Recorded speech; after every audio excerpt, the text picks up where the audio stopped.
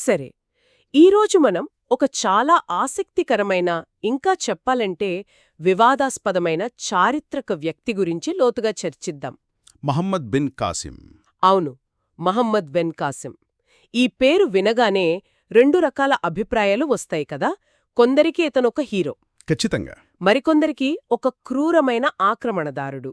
మరి ఈ విశ్లేషణకు మన దగ్గర ఉన్న ఆధారం ఒక యూట్యూబ్ వీడియో. అది కూడా ప్రధానంగా చాచ్నామా అనే ఒకే ఒక్క గ్రంథం మీద ఆధారపడి ఉంది. ఇక్కడే అసలు సమస్య అంతా.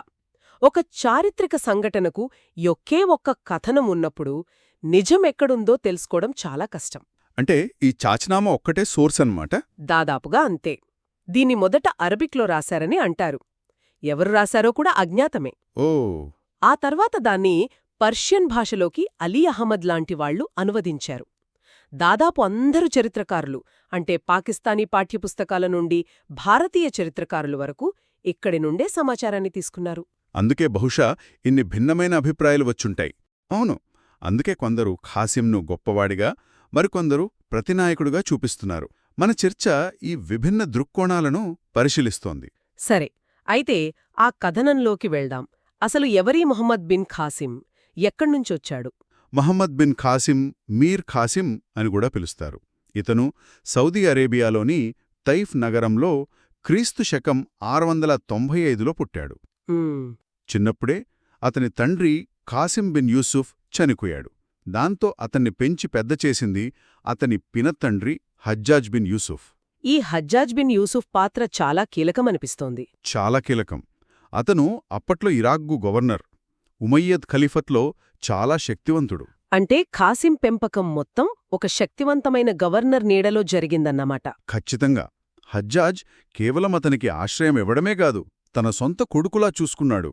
యుద్ధ తంత్రాలు, పరిపాలన అన్ని దగ్గరుండి నేర్పించాడు. ఆ బంధం అంత బలమైనదా? అంతకంటే ఎక్కువ.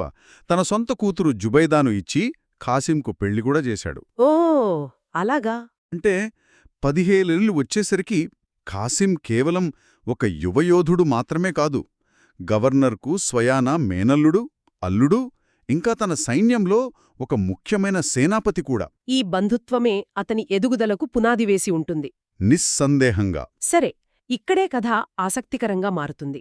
సింధ్పై దాడికి దారితీసిన సంఘటన, ఒక ఓడదోపిడి, ఒక సామ్రాజ్యం దండయాత్ర చేయడానికి కారణమైంది. ఇది ఎలా జరిగింది? అది పైకి కనిపించే కథ. 708వ సంవత్సరంలో శ్రీలంక నుండి ఇరాక్కు వెళ్తున్న ఒక ఓడ, అందులో చనిపోయిన ఇరాకీ వ్యాపారుల కుటుంబాలున్నాయి. ఆ ఓడను సింధ్ ప్రాంతంలోని దేబల్ ఓడరేవు దగ్గర సముద్రపు దొంగలు దోచుకున్నారు. ఈ విషయం గవర్నర్ హజ్జాజుకు తెలిసింది. అతను వెంటనే స్పందించి ఉంటాడు కదా? అవును. వెంటనే సింధురాజు దాహిర్కు ఒక సందేశం పంపాడు. నష్టపరిహారం చెల్లించమని, బందీలను విడిపించమని కోరాడు. మరి రాజా దాహిరేమన్నారు? ఆ దొంగలు నా ప్రజలు కాదు, వాళ్లు నా నియంత్రణలో లేరు, నేను వాళ్లని శిక్షించలేను అని సమాధానమిచ్చాడు. ఈ జవాబు హజ్జాజ్కి తీవ్రమైన కోపం తెప్పించి ఉంటుంది. ఖచ్చితంగా. కాని దీన్ని మనం కేవలం ఒక దోపిడీ సంఘటనగా చూడలేము. ఇది హజ్జాజ్కు సింధ్పై దాడి చేయడానికి ఒక కారణంగా మారిందంతే. అంటే తెర వెనుక వేరే కథ ఉందంటారా? అవును. ఉమయ్యద్ ఖలీఫత్ అప్పటికే చాలా విస్తరించింది. వాళ్ల తదుపరి లక్ష్యం భారతదేశం. సింధు ప్రాంతం దాని సంపన్నమైన ఓడరేవుల వల్ల భారతదేశంలోకి ఒక ముఖద్వారం లాంటిది. హజ్జాజ్ చాలా కాలంగా సింధును ఆక్రమించుకోవాలని చూస్తున్నాడు. సో ఈ ఓడదోపిడి అతనికి కావాల్సిన ఒక సరైన కారణాన్ని ఇచ్చింది? సరిగ్గా అదే. అతను ప్రతీకారంతో రగిలిపోయాడు. మొదట 710లో ఉబైదుల్లా నేతృత్వంలో ఒక సైన్యాన్ని పంపాడు. కాని వాళ్లు ఓడిపోయారు కదా? అవును. రాజా దాహిర్ వాళ్ళని ఓడించి ఉబైదుల్లాను చంపేశాడు. తర్వాత 711లో బుదయిల్ అనే మరో సేనాపతిని పంపాడు. మళ్ళీ అదే జరిగిందా? మళ్ళీ అదే జరిగింది. రెండోసారి రాజా దాహిర్ వాళ్ళని ఓడించి వెనక్కి పంపాడు. ఈ వరుస పరాజయాలు హజ్జాజ్ పట్టుదలను ఇంకా పెంచాయి. 2 ప్రయత్నాలు విఫలమయ్యాక ఈసారి 17 ఏళ్ల ఖాసింను పంపాడు. ఇది కొంచెం ఆశ్చర్యంగా ఉంది. అది ఒక వ్యూహం కావచ్చు. అనుభవజ్ఞులు ఓడిపోయారు. బహుశా ఒక యువకుడి దూకుడు పనికొస్తుందని అనుకుని ఉండవచ్చు. పైగా ఖాసిం అతని శిక్షణలోనే పెరిగాడు. ఆ సైన్యం ఎంత పెద్దది! అది చాలా శక్తివంతమైన సైన్యం. 15,000 మంది సిరియన్ మరియు ఇరాకీ సైనికులు. అందులో గుర్రపు దళం, ఒంటలపై ఉన్న సైనికులు అన్నీ ఉన్నాయి. ఆ సైన్యంతో ఖాసిం మొదటగా దేబల్ మీద దాడి చేశాడు. ఎక్కడైతే అవమానం జరిగిందో అక్కడేనా? అవును. చాచనామా ప్రకారం దేబల్లోని ఒక శివాలయం మీద ఒక పెద్ద జెండా ఉండేది. ఆ జెండా ఉన్నంతవరకు ఆ నగరాన్ని జయించడం అసాధ్యమని ఒక నమ్మకం. ఒక రకమైన మానసిక ధైర్యమనమాట. ఖచ్చితంగా.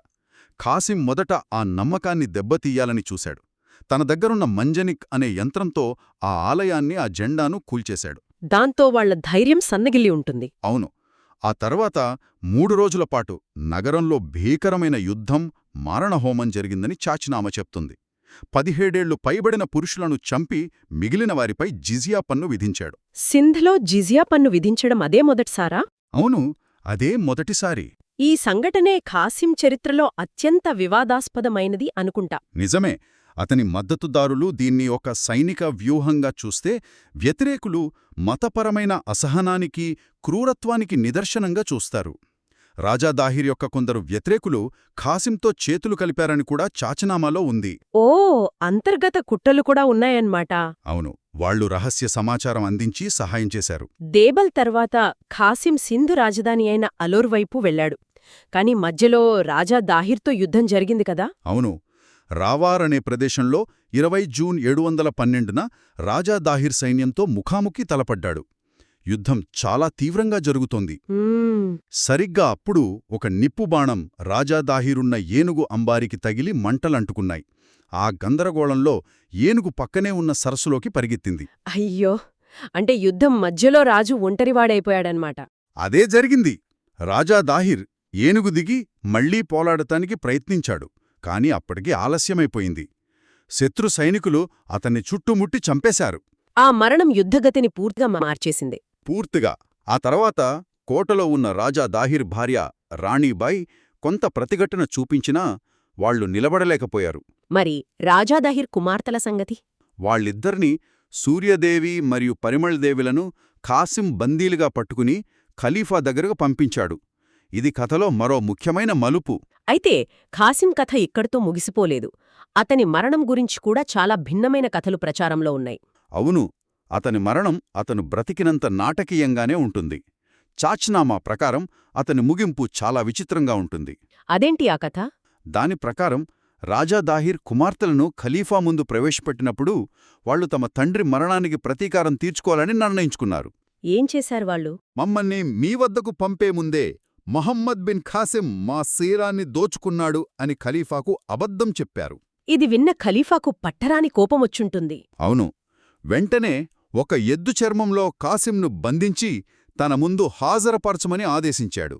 సైనికులు అలాగే చేశారు. ఆ తర్వాత ఖలీఫా ముందుకు తీసుకొచ్చేసరికి ఊపిరాడక కాసిం ఆ చర్మంలోనే చనిపోయాడు. ఓ. ఆ తర్వాత ఆ అమ్మాయిలు తాము పగ తీర్చుకోవడానికే అబద్ధం చెప్పామని నిజం ఒప్పుకున్నారు. దీంతో మరింత ఆగ్రహించిన ఖలీఫా వారిని కూడా చంపమని ఆదేశించాడు. ఇది చాచ్నామాలో ఉన్న కథ. కాని ఇది వినడానికి కొంచెం సినిమాటిక్గా ఉంది.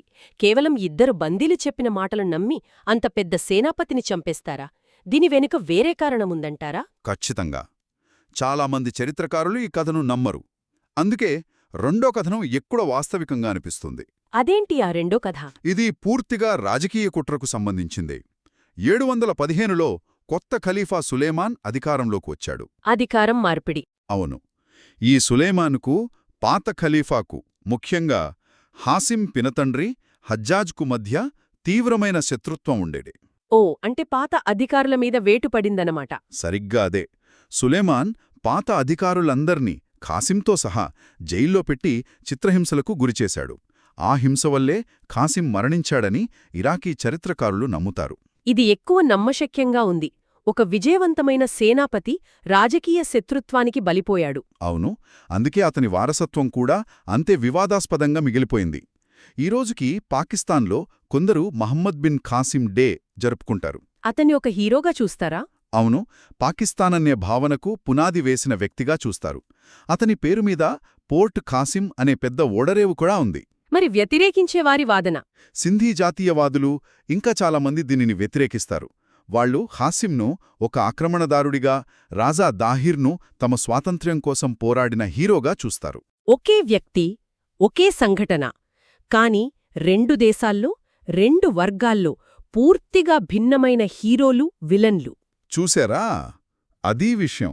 కాబట్టి మనం చూసింది ఏమిటంటే మహమ్మద్ బిన్ ఖాసిం అనే ఒకే వ్యక్తి చరిత్ర దాదాపు ఒకే మూలగ్రంథంపై ఆధారపడి ఉన్నప్పటికీ దాన్ని చదివేవారి రాజకీయ సాంస్కృతిక నేపథ్యాన్ని బట్టి పూర్తిగా మారిపోతుంది. ఇది ఒక ముఖ్యమైన ప్రశ్నను మన ముందుంచుతుంది. ఒక చారిత్రక వ్యక్తి వారసత్వాన్ని మనం ఎలా అంచనా వేయాలి? ముఖ్యంగా సమాచారమంతా విజేతల కోణం నుండి వచ్చినప్పుడు. ఖచ్చితంగా. గడిచిపోయిన కాలంలోని వ్యక్తులను, వారి చర్యలను మన ప్రస్తుత నైతిక విలువల గీటురాయితో బేరీజు వేయడం ఎంతవరకు సబబు? దీని గురించి ఆలోచించాలి.